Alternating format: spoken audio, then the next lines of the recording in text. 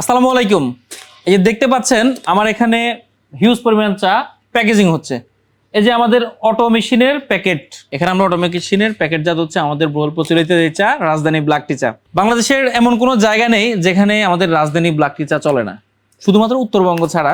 যেখানে দুধ চা বা কেতলিতে জাল দিয়ে যে চাটা তৈরি করা হয় ওই চাই হচ্ছে আমাদের রাজধানী এই ব্ল্যাক টি চা। এই যে রাজধানী ব্ল্যাক টি চা, এটি আমরা দুটি কোয়ালিটি করেছি রাজধানী ব্ল্যাক টি চায়ের মধ্যে।